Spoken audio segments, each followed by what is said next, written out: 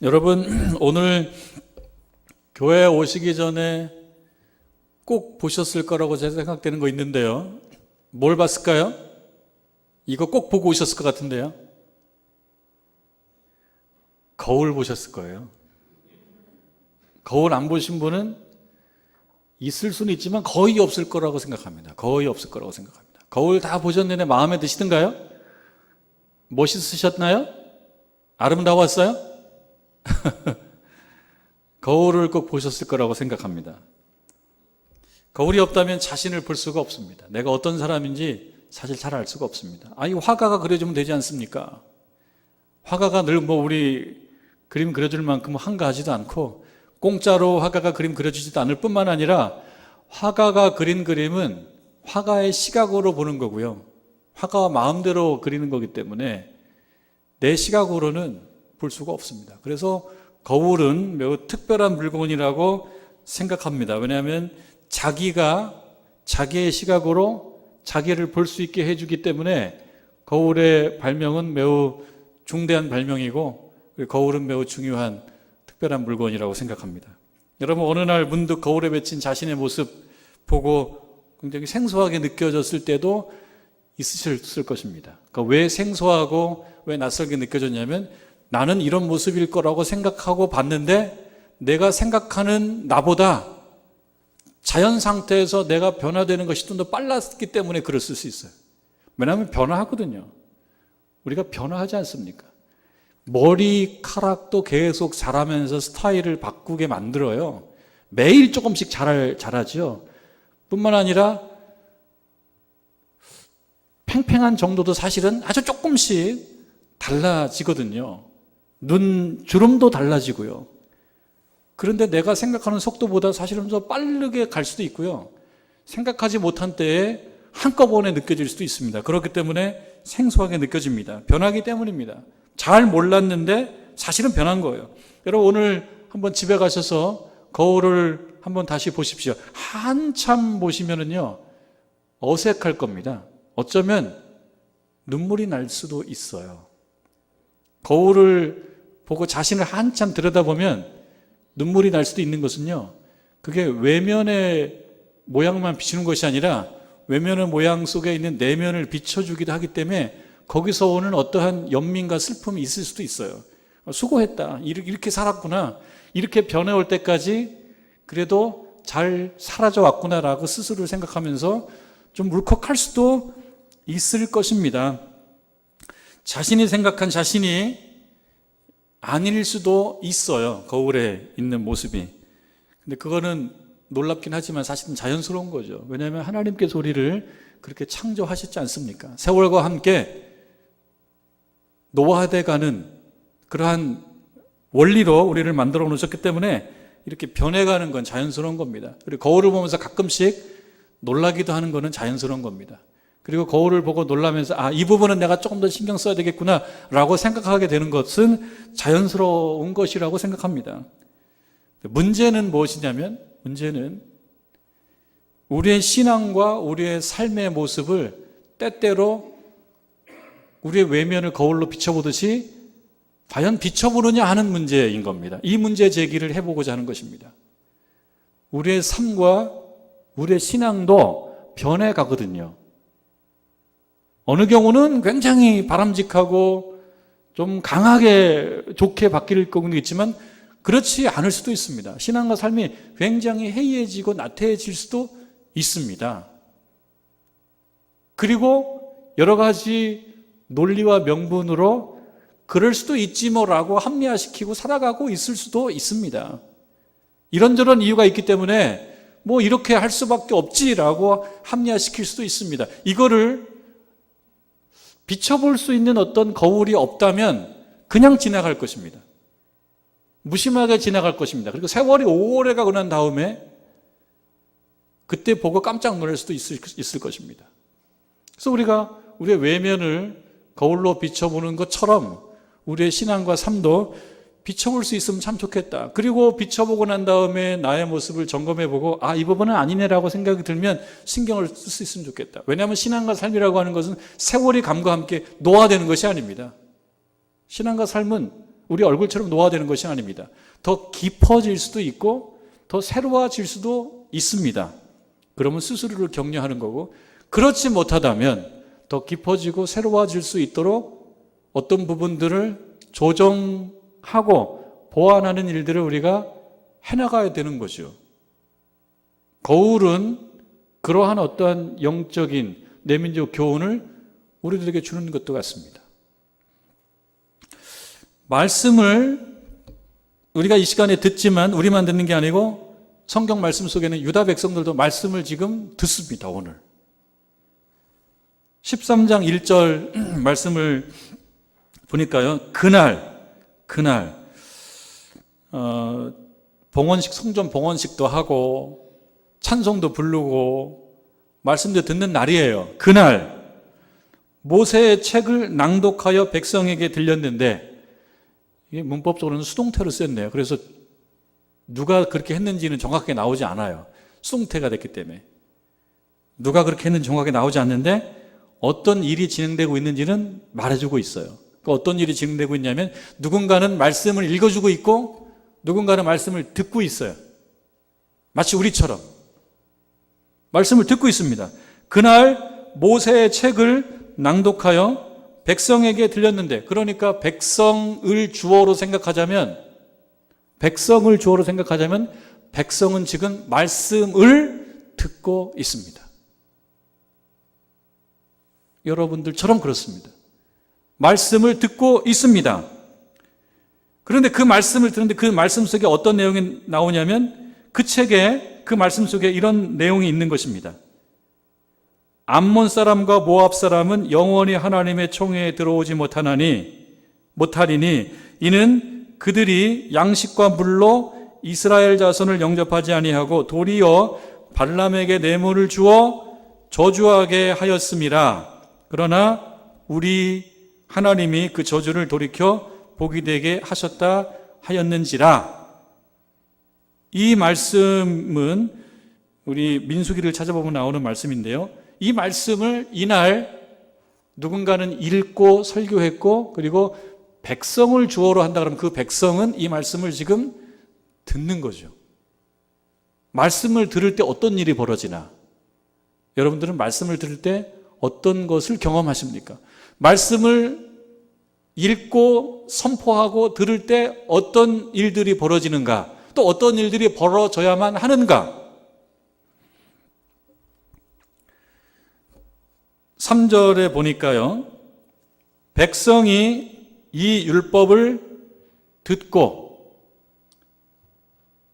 듣다라고 하는 동사의 주어가 백성이에요. 주어는 백성으로 갑니다. 백성이 들었어요. 듣고 곧 섞인 무리를 이스라엘 가운데에서 모두 분리하였느니라.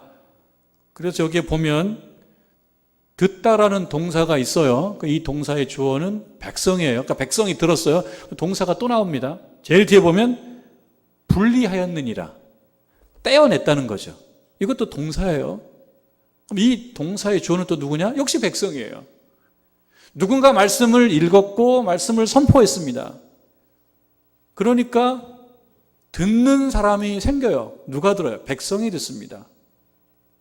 백성이 능동적으로 듣고 그 다음에 어떤 사건이 벌어지는 겁니다. 내면에 어떤 사건이 벌어지는 겁니다. 그 어떤 사건이 벌어지느냐? 말씀에 자신을 비추어 볼 수가 있게 되더라는 거예요.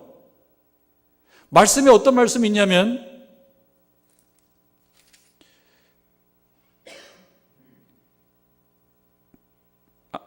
암몬 사람과 모압 사람은 영원히 하나님의 총회에 들어오지 못하리니 라고 하는 말씀이 있었어요. 이 말씀을 들었어요. 그러니까 이 말씀을 들으니까 어떤 것이 생각이 나냐면, 우리 가운데 섞여 있는데, 우리 지금 섞여 살고 있는데 라고 하는 것이 번뜩 생각이 난 겁니다. 이 말씀이 만약에 이 시간에 선포되고 이것을 능동적으로 듣지 않았다면 그냥 지나가는 일이었겠죠. 사실은 이들이 섞여 살고 있습니다. 섞여 살고 있다라고 하는 것은 세속적 영향을 계속 받고 있다는 것입니다. 그리고 어느 부분은 상당 부분이 세속화되어 있다는 거예요. 사실은 문제가 있다는 겁니다. 다른 말로 표현하면 이들의 신앙생활이 매우 해이해져 있다는 거예요. 지금 상태가. 성전을 새로 건축하고 성벽 재건을 다 해서 찬송을 부르고 거기에 그냥 크게 기뻐하고 그런 가운데 모든 것이 좋을 것 같아요. 그런 가운데 선포된 말씀을 통해서 이들은 뭘 발견했느냐? 우리가 매우 해이해져 있구나. 우리가 매우 해이해져 있구나. 우리의 신앙생활이 매우 해이해져 있구나. 막 섞여 있구나. 뭘로 섞여 있어요? 나쁜 것으로 섞여 있구나. 그저 암몬 사람, 모압 사람하고 섞여 사는 얘기가 아니라 이 이야기는 이들에게서 계속 이렇게 전달되는 영적이지 않고 거룩하지 않은 영향을 계속 받고 있다는 거거든요. 이거를 문득 깨달은 겁니다. 자신들의 모습을 본 거예요. 무슨 모습? 매우 해이해져 있고 신앙생활에 있어서는 문제가 꽤 많다라고 하는 그 사실. 이전부터 그래왔어요. 지금 깨달은 것뿐이에요. 지금 깨달았다고 해서 이 문제가 지금 생긴 게 아니라 이미 이런 문제는 있어 왔는데 간과해 왔어요. 간과. 그냥 살면 되는 거지. 그냥 사는 거지 뭐. 살으니까 사는 거지. 그렇게 살아왔는데 말씀을 읽으면서 깨달아진 겁니다. 그러니까 이 말씀은 어떤 역할을 한 거냐면 자신들의 삶과 신앙을 비추어주는 거울 역할을 지금 한 거고요. 이 거울을 잘 본 거예요. 거울을 보니까 누가 있어요? 자기가 있는 거예요. 여러분 오늘 말씀을 듣습니다. 말씀을 듣는데 이 말씀을 들으면서 말씀을 듣는 주어는 여러분들이에요. 말씀을 들으면서 이 말씀을 하나의 거울로 자신과 우리들의 모습을 비춰봐야 됩니다. 지금이 그럴 시기입니다. 이 느헤미야 13장 이 마무리 말씀인데 이 마무리에 이런 말씀이 있을까? 이 유다 사람들의 문제가 아니고 이 말씀을 읽는 역사의 모든 어떤 참여자들, 주체들이 뭘 생각하라는 거냐면 자신들도 말씀을 한번 비춰보라는 것이고요. 그리고 2020년도 5월 셋째 주를 사는 대한민국에 거주하는 모든 신자들은 지금 이 시점에 말씀으로 자신들의 모습을 한번 비춰봐야 된다. 잘 맞아 떨어졌어요. 잘 비춰봐야 되는 것입니다. 이것이 오늘날 우리 신앙의 원리입니다. 때때로 신앙에 어려움이 있을 수 있고요. 또 문제가 있을 수도 있고요. 해이해질 수 있을 수도 있습니다. 해이해지기도 합니다. 살다 보면 이런저런 문제가 자꾸 들어와서 이렇게 섞이게 돼요. 우리의 삶이. 이것도 섞이고 저것도 섞이고 섞입니다. 그러다 보면 신앙의 순수성을 조금 잃어버리고요. 합리화시키고 정당화시키면서 그냥 사는 게 사는 걸로 그냥 살아가요. 여러분 잘 생각해 보십시오. 사는 게 사는 걸로 살아갑니다. 어제 그렇게 살았기 때문에 오늘 그렇게 사는 것도 낯설지가 않아요. 그렇게 살아갑니다. 근데 이것을 비춰보는 시간이 없으면 그게 정상이에요. 비춰보는 겁니다. 이들처럼 비춰보는 겁니다. 이것이 신앙의 원리입니다. 때때로 신앙과 삶의 문제가 있을 때 그러나 말씀을 전하고 말씀을 듣고 그 다음에 그 들은 말씀이 나에게 거울이 되어서 비춰보니 내가 섞였구나. 좀 여러 가지가 섞여 있구나. 그 섞여 있는 것 중에 하나는요. 코로나19로 함축적으로 표현되는 지금 이 시대의 우리들의 어떤 삶의 곤고함일 거예요. 이것이 막 섞여 있는 거예요. 그런데 그냥 그렇게 사는 거예요. 근데 여기에 문제가 있다면은 비춰보고 자각을 반드시 해야 됩니다. 자각. 깨달아야 됩니다. 그래서 오늘 말씀이 그렇습니다. 백성이 이 율법을 듣고 곧 섞인 무리를 이스라엘 가운데서 모두 분리하였느니라. 누가 분리하냐면요. 백성이 분리하는 거예요. 느헤미야가 분리하는 게 아니고 에스라가 분리하는 게 아니고 제사장이 분리하는 게 아니고 백성이 듣고 분리하는 거예요. 잘 된 겁니다. 일이 잘 진행된 겁니다. 이 부분은. 이것이 바로 신앙의 원리입니다. 신앙생활의 원리입니다. 그렇지 않으면요. 그냥 사는 게 사는 걸로 살아갑니다. 그리고 어느 날 정말 손을 쓸 수 없을 지경에 깜짝 놀랄 수밖에 없습니다. 매일 새롭게 가야 되고 매주 새로워져야 되는 거고요. 특별히 2020년도 5월 셋째 주를 사는 대한민국, 정말 이 코로나 시국, 이 상황 속에서 우리가 다시 한번 생각해 봐야 될 그런 사실입니다. 점검해야 됩니다. 핑계대지 않아야 되고 변명하지 않아야 되고 이 상황 속에서 어떻게 우리의 신앙을 잘 지켜낼 수 있는가, 이거를 능동적으로 정말 마음 먹어야 됩니다. 중요한 말씀입니다. 4절 이유가 계속 이어지는데 저는 보니까요, 느헤미야서가 13장 3절에서 끝나면 자연스럽습니다. 맞춰지면 자연스러워요. 왜냐? 4절에 보면요, 이전 얘기를 끌고 와요. 이전 얘기가 굳이 없어도 돼요. 왜냐하면 이전 얘기는 어떤 얘기들이냐면 유쾌하지 않은 얘기들이에요. 침울한 얘기들입니다. 침울한 얘기들로 느헤미야가 끝나요. 그러니까 느헤미야를 말씀으로 말하자면 말씀으로 편해지는 과정 속에서 뒷부분에 침울한 부분들을 왜 그냥 안 하지, 그냥 붙여놓지 말지, 침울한 부분들이 들어갑니다. 왜 그럴까요? 이 해피엔딩이 아니에요. 느헤미야가 보면 3절까지 끝나면 좋은데요, 3절 이후에 이전 이야기를 끌고 와서 그 이전 이야기를 쭉 진술합니다. 잊지 말으라는 거죠. 이전에 이런 것들이 있었다, 잊지 마라. 그럼 이전에 어떤 일들이 있었다는 얘기예요? 이전에 어떤 일들이 있었다는 말입니까? 우리가 읽지 않았기 때문에 제가 조금 설명을 해드릴 텐데요, 이전에도 이런 일들이 계속 있어 왔어요. 어떤 일이냐면 한 5가지 정도로 정리가 될 수 있는데 제가 조금 간단하게 말씀드리면, 엘리야십이라는 제사장과 친분을 유지했던 과거의 적 도비야라고 있어요. 여러분, 이 느헤미야에서 보면 산발락과 도비야, 이게 대표적인 인물입니다. 산발락과 도비야, 이스라엘의 적입니다. 성벽 건축 못하게 만들었고요, 성전 건축 못하게 만들었고요, 계속 하나님의 백성을 못 살아가게 만들었던 자들이 산발락과 도비야인데요, 이 도비야가 계속 압력을 행사하는 것이 먹히지 않으니까 어떤 식으로 내밀한 관계를 맺어왔어요. 그런데 그게 끝난 줄 알았는데 끝나지 않고 계속 이어져 와서 지금 성전에 매우 중요한 방 하나를 점유하고 있는데요, 체크하지 않은 상태로 도비야가 중요한 방을 점유하고 있어요.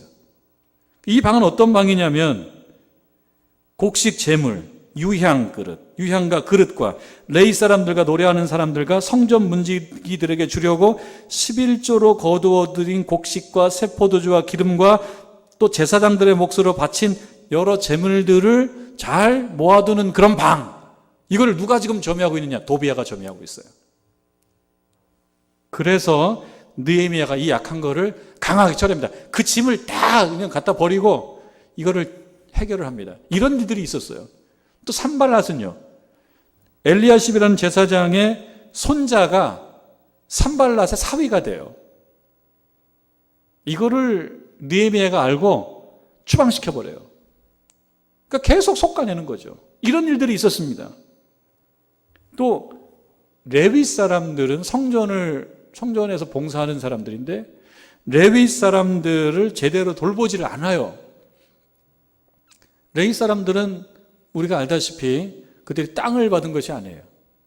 그들은 하나님의 성전을 일을 하면서 여러 지파들에서 레위 사람들을 잘 돌봐주는 거예요. 그래서 주의 일들을 잘 감당케 하는 거예요. 근데 이 레위 사람들을 잘 돌보지 않아서 이들이 힘이 들어서 결국 어떻게 되냐면 그냥 일을 다 버리고 다 놓고 그냥 밭농사 지을 만한 장소가 있나 살펴보고 그쪽으로 다 떠나는 거예요. 그러니까 일꾼들이 없어지는 상황이 이어지고 있어요. 그래서 느헤미야가 이걸 알고 관리들을 꾸짖어요. 그렇게 일하지 말라고, 레위 사람들을 잘 돌보라고. 그리고 관리들을 꾸짖고 떠났던 레위 사람들을 다시 데리고 와서 그 레위 사람들이 성전의 일을 잘 감당하도록 다시 세웁니다. 누가? 느헤미야가 그렇게 세웁니다. 이런 일들이 있었어요. 계속 그런 일들이 있었어요. 또 성전도 건축하고 그 다음에 성벽도 재거나 그랬는데 그런 것들만 이루어졌지 안식일, 당시의 안식일이 잘 지켜지지 않았어요. 하지 말아야 될 일들을 계속하고 그 다음에 외국인들이 계속 성내로 들어와서 그들이 물고기와 여러 물건들을 팔고 교역하고 경제활동하고 안식일날 그런 일들이 있었습니다. 예배가 소홀히 되는 거예요. 그래서 이 문제를 알고 느헤미야가 유다의 귀족들을 꾸짖습니다. 뭐 하는 거냐고. 지금 뭐 하는 거냐고. 이렇게 꾸짖어요. 그러면서 안식일을 거룩하게 지키도록 다시 세웁니다. 이런 일들이 있었습니다. 또 유다의 남자들이 아스돗과 암몬과 모압 여자들을 데리고 와서 자기의 자식들하고 결혼시켜요. 유다의 남자들이 이방 여자와 결혼을 하게 돼요. 그래서 여기서 태어난 아이들은 이 유다 말을 제대로 배우지 못해요. 반절은 몰라요, 유다 말을. 그러다 보니까 신앙의 문법도 잘 흡수를 못해요. 그러니까 믿음의 전수가 잘 되지 않아요. 이대로 가다가는 안 될 것 같은 거예요. 그래서 느헤미야가 그 아버지들을 야단칩니다. 아버지들이 뭐 하는 거냐고. 아버지들 뭐 하는 거냐고. 아버지들 야단쳐요, 느헤미야가. 그리고 말씀해 보면요, 그 몇몇은 데려다가 때리기까지 했대요. 정신 차리라고. 아니, 성전만 건축하고 성벽만 재건하면 다 됐냐고. 혼을 내고 야단치고 때리기까지 했다라고 하는 말씀이 4장 이후에 나오는 말씀입니다. 이전에 있던 일이에요. 이 이야기를 또 기억나게 하는 거예요.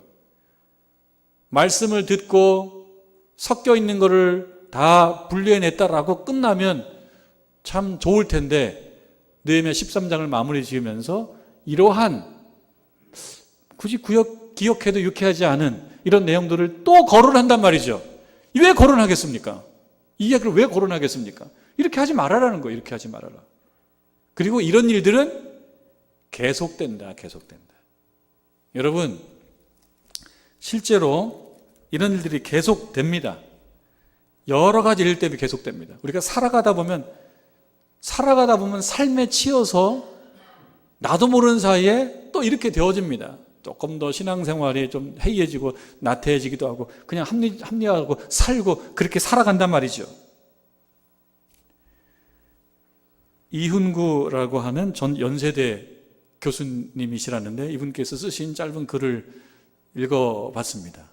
그 중에 한 부분을 이렇게 소개해 드려보고자 합니다. 이렇게 쓰셨어요. 아내가 새끼 밥을 하는 것이 힘들므로 아침과 점심은 오트밀과 국수로 때우고 저녁 한 끼만 밥을 먹는다. 연세가 좀 있으신 어른이신데 이렇게 살아가고 있는 모양이십니다. 반찬도 2-3가지 뿐이다. 이렇게 식생활이 간편해진 것은 혈당이 높아서 과식은 금물이기 때문이다. 그러니까 가난해서 그런 게 아니고 혈당이 높아서 과식하면 안 되니까 이렇게 살아왔다는 거예요.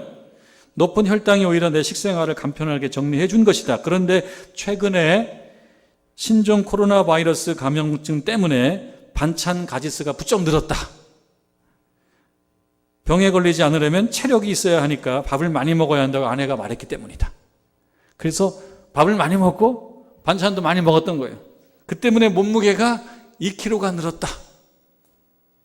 그런데 이제 코로나19가 수그러들 조짐이므로 나의 식생활은 예전으로 되돌아갈 것이다.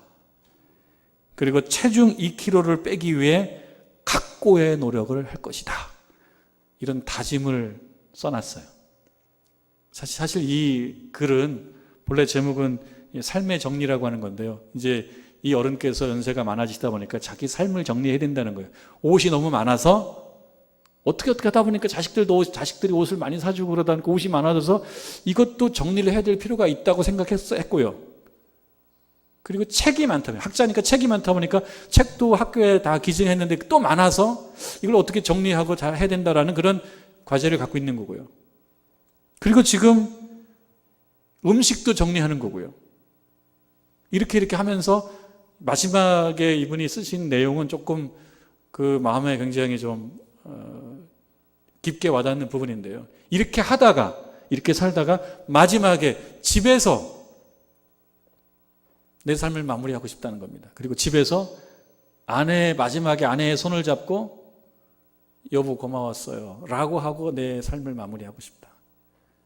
이렇게 쓰신 글 중에 한 부분입니다. 우리에게 필요한 부분은 이 부분이라고 생각해서 제가 발췌를 한 겁니다. 나의 식생활은 예전으로 돌아갈 것이다. 안 돌아가면 안 된다는 거예요. 왜냐하면 혈당이 계속 높아질 거라는 거예요. 나의 식생활은 예전으로 돌아가야 된다는 거예요. 그리고 2kg, 늘어난 2kg를 빼기 위해서 각고의 노력을 하겠다는 거예요. 여러분, 식생활과 관련돼서 조금 들어볼 만한 부분이라면 그대로 여러분 참고하시면 되겠습니다. 그런데 여러분 2kg 빼라고 제가 이야기를 말씀드리는 건 아니에요. 뭘 말씀드리고자 하는 겁니까? 우리들의 신앙생활은 예전으로 돌아가야 된다는 얘기를 하고자 하는 것입니다. 여러분들의 신앙생활은 예전으로 돌아가야 된다는 얘기를 하고자 하는 것입니다. 그 예전은 어떤 예전이냐면 내 신앙생활이 아주 좋았던 시절, 가장 베스트로 유지가 되었던 그런 시절이 있단 말이에요. 굳이 체중 2kg가 늘지 않고 잘 유지해왔던 그 시절이 있었단 말이에요. 찬송 부르고 기도하고 예배 드리면서 감동도 있고 하나님도 만나고 은혜도 받고 했던 시절이 있었단 말이에요. 이러저러한 일들 때문에 이것 좀 양보 저것 좀 양보하면서 우리들도 모르는 사이에 군살이 생길 수도 있었단 말이에요. 근데 지금은 어떤 시점이냐? 그러한 모습을 말씀이라고 하는 거울에 비추어보고 이 부분은 아니네라고 생각한다면 각고의 노력을 해야 될 때가 됐다는 것입니다. 각자가 각고의 노력을 하지 않으면 우리의 신앙과 삶이 아름답지가 않다는 것입니다. 자신이 듣는 자신의 목소리, 여러분 들어보셨어요? 내 목소리를 한번 객관화시켜 본 적이 있으세요? 녹음기에 녹음해놓고, 요즘에 휴대폰이 다 녹음기니까요. 목소리 들어보시면 어떻습니까? 어색한데 그게 나예요. 그게 내 목소리예요. 내가 어색해도 그게 내 목소리예요. 모르고 살았을 뿐이에요. 들어보면 내 목소리가 이랬어? 그렇게 얘기한다고요. 내 목소리가 이랬어? 내가 이렇게 얘기했어? 그런다고요. 왜냐면은요, 내 목소리는 귀하고 입 사이에 요 거리, 요만큼 떨어진 목소리를 들어요. 한 15cm, 20cm에서만 들려요. 10m, 20m 밖에서 어떻게 들리는지 우리는 들어본 적이 없어요. 다 다른 사람이 듣는 거예요. 다 다른 사람이 듣는 거예요. 내가 다른 사람에게 어떻게 들리는지에 대해서는 잘 모르는 거예요. 그리고 정말로 내가 떨어져서 내 목소리를 들어보면 남 같은 거예요. 그게 문제가 될 건 없습니다. 우리가 성우도 아니고 성악가도 아니기 때문에 그걸로 그렇게 목소리에 신경을 많이 쓸 것까지는 없습니다. 그런데 이 이야기는 무슨 얘기입니까? 내가 살아가는 내 삶과 내 신앙의 모습을 내가 객관화시키기가 힘들어요. 나는 그랬겠거니 생각하고 살아요. 그런데 아닐 수가 있어요. 말씀에 비춰보면 깜짝 놀라는 거예요. 내가 섞여 있구나. 이것저것 막 섞여 있구나. 뒤죽박죽 돼 있구나. 근데 그냥 사는구나. 그런 거죠. 여러분 살다 보면요, 익숙해집니다. 이것저것 다 익숙해집니다. 익숙해지면 그냥 사는 거예요. 설사 문제가 있어도 익숙해졌기 때문에 그냥 삽니다. 익숙해진다는 것은 편한 것이기도 하지만 해해진다는 것이기도 합니다. 보이지 않습니다. 익숙해지는 것은 그런 것입니다. 다 괜찮아 보입니다. 사실 안 괜찮은데도 그냥 넘어갑니다. 좋은 게 좋은 거지. 그런 거지. 나만 그러나. 이렇게 사는 거지. 이렇게 가는 것입니다. 근데 익숙해졌을 때 좀 더 멀리서 봐야 됩니다. 좀 떨어져서 봐야 됩니다. 내 모습을 비춰봐야 됩니다. 말씀이라고 하는 거울로 우리들의 모습을 비춰봐야지 비로소 내 모습이 어떤지를 알 수가 있습니다. 그러면 보입니다. 이 부분은 떼어내야 되는구나 보입니다. 주부들이 가끔씩 살림 정리를 해요. 어떤 건 버리고 또 새로 사고, 이건 아닌데 버리고 새로 사고. 언제 살림 정리를 하냐면 조금 떨어져서 살림을 볼 때 그게 보이는 거예요. 주부들이 조금 떨어져서 살림을 보이지 않으면 그냥 사는 거예요. 익숙한 대로. 그러니까 조금 떨어져서 살림을 보지 않는 주부들은 직무유기하는 거예요. 조금 봐줘야 되는데 안 봐. 항상 안에 들어가만 있어요. 조금 떨어져서 내 살림을 봐줘야지. 이건 버려야 되는데 안 버리고 있구나. 이건 교체해야 되는데 안 교체하고 있구나.